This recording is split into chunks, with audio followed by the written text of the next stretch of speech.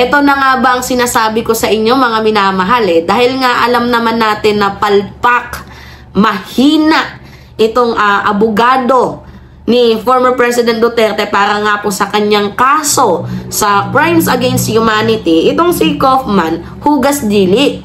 To the point na dahil palpak siya, abay walang ibang ginawa kundi ang ending, ang pagsisi sa presidente. So basahin natin to mga minamahal. Sabi dyan, real prosecutor ni Digong nasa Maynila. Yan yung sinabi ni Attorney Kaufman. I think the real prosecutor of this case is in Manila. Sitting in his place, he's the person who threw President Duterte over here to The Hague. Saad ng legal counsel ni dating Pangulong Rodrigo Duterte na si Nicholas Kaufman. Yan sinasabi ko sa inyo Diba? Pagpalpak, naghahanap ng masisisi. Paano ba pumalpak mga minamahal? Ito kasi yon. Yung ICC, tawag dito, yung ICC prosecutor, yung dalawa, diba? Nagpetisyon itong lawyer ni Digong na tanggalin. Kasi bias daw. Ito yan. Pakita ko sa inyo.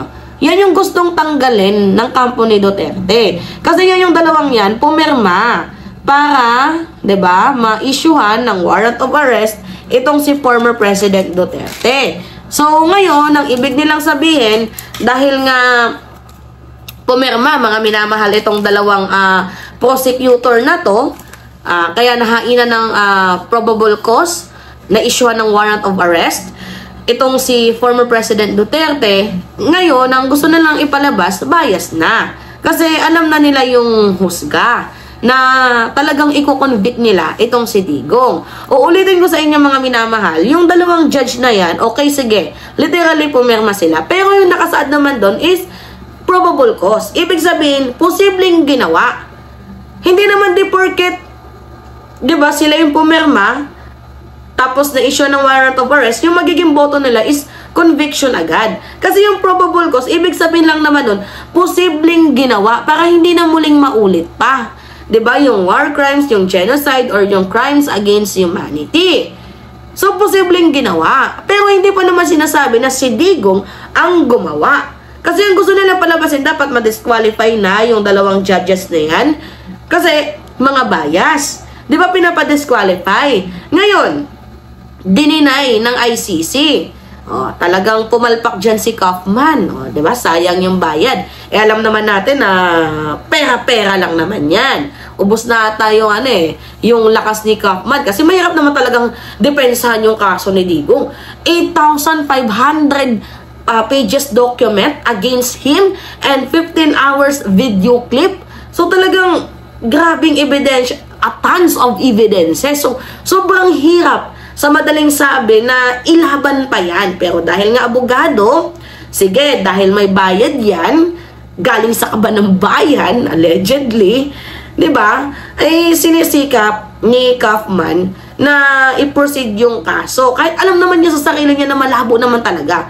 Pero dahil siya yung kinuwang lawyer, di ba, ay pinapagtanggol niya na lang. Kasi gano'n naman talaga yung mga lawyer Kahit mali, ikaw yung na-assign na abogado dyan, talagang ipagtatanggol mo yung kliyente mo. Diba? So, ito yung gusto nang mangyari ni Kaufman. Yan yan yung gusto niyang mangyari, yung ma-disqualify itong dalawang judges na to. Ngayon, di ba dapat kapag humihingi ka ng favor, alam mo na, focus natin sa mukha ko. Di ba ngayon, kapag humihingi ka ng favor, dapat ikaw tong nagmamakaawa. Diba? Kapag humingi ka ng request, dapat hindi ka mayabang. Kaso nagyabang Laging sinasabi ni Kaufman na we are confident na bago dumating ang September, laya na si Digong. Diba? Syempre, magaling din naman yung diskarte ni Kaufman. Tanggalin na lang natin yung dalawang hurado para hindi ako mahirapan sa aking mga kalaban. Diba? Sa madaling sabi, kaso hindi nila natanggal. Hindi nila napatanggal. So, tinik pa din itong dalawang babaeng hurado na to. Yung strategy na kahit maliit na butas, pilit lulusutan Ganon ang kampo ni Duterte. Nakita nila ng butas, pumirma tong dalawang judges na to. So, ngayon, dahil pumirma, ibig sabihin, yung boto nila, alams na. Iko-convict na. Ngayon, pinatulan din sila ng ICC. 'Di ba? Na hindi ibig sabihin na pumirma kasi pinapalabas doon, probable cause lang naman yung pinirmahan nila. So, posibleng ginawa ni Digong ang crime. Pero hindi naman nila sinabi na si Digong yung gumawa ng krimen. Nagigets ninyo mga minamahal? Wala talaga nga namang pilit lang talagang lumulusot. Strategy nila yan. Sige, pagbigyan natin. Yung pag-file nila ng petition, strategy nila yan. Pero hindi sila napagbigyan. Noong nag-issue din sila, ano yung jurisdiction ng International Criminal Court sa bansang Pilipinas? Ginawa din nilang issue yan. Ngayon, may deadline sila hanggang June 9. Mag-provide kayo ng mga ebidensya na walang hudikatura ang ICC sa bansang Pilipinas. Kasi kahit sa korte, Supreme Court ng bansang Pilipinas, nagsabi na may jurisdiction ng ICC sa bansang Pilipinas. Ngayon, pinapag-provide sila ng mga ebidensya hanggang June 9. Pag hindi kayo nakapag-provide ng ebidensya, ibig sabihin nun, wala na. Mabubulok na dyan sa kulungan si Digong. I-hearing siya ngayong September. Diba? Kasi ayaw din maging issue ng ICC yung jurisdiction issue nila. May jurisdiction issue sila, tapos inatake pa yung dalawang judges. Ano pa ba yung kanilang mga ini-issue? Diba? So, dahil palpak nga itong si Kaufman, ngayon, ang ending, makikita naman ninyo, dahil wala na talagang pag-asa, ang sinisisi ni Kaufman, si PBBM. Ang sinisisi ni Kaufman, yung presidente. Si PBBM daw po ang nagpahuli kay Digong. Or baka naman, Kaufman, hindi mo alam, ang batas ang nagpahuli kay Digong. Sino ba yung unang humingi ng tulong sa ICC? Mga Pilipino na dinamay ni former President Duterte sa kanyang malakihang pagpatay na wala namang kakwenta-kwenta. Kahit inosente, nadadamay, di ba? So, sa madaling sabi, mga minamahal, batas ang nagpahuli kay Digong at tayo din naman ang humingi ng tulong sa ICC. At saka kung hindi natatakot si Digong noon, bakit tayo umalis sa International Criminal Court? May ibig sabihin noon, di ba? At saka kung sinasabi nila, wala na kayong jurisdiction. Maybe ngayon, kasi wala na tayo, pero nung time na naganap, yung malakihang pagpatay, di ba? Nung panahon ng drug war ni Duterte, tayo po ay miyembro from 2016 to 2019. Di ba? Yung mga iniimbestigahan lang naman ng ICC dyan, yung mga panahon na tayo ay miyembro pa, pero mga panahon na hindi na tayo miyembro, wala na. Hindi na iniimbestigahan yan, para saan pa? Hindi na nga tayo miyembro dyan. At saka bago tayo umalis, inabutan niya ng 1 taon. 2018 nag-apply na aprobahan 2019.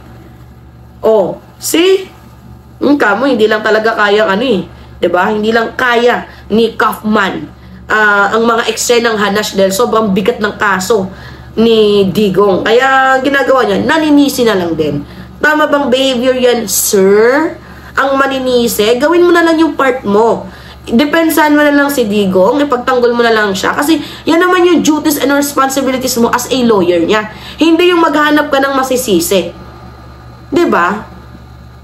Naghanap ng masisisi, tama bang behavior yun? Tama bang pag-uugali yan? Yung maghanap ka ng masisisi sa ginagawa mong kabalbalan?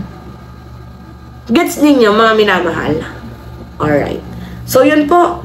Anyway, pengi lang po ako ng comments. Yeah. Comments, likes, and share. Mga minamahal. And also, don't forget to click the subscribe and hit notification bell for more update. Yan lamang po. Ingat, mga kababayan.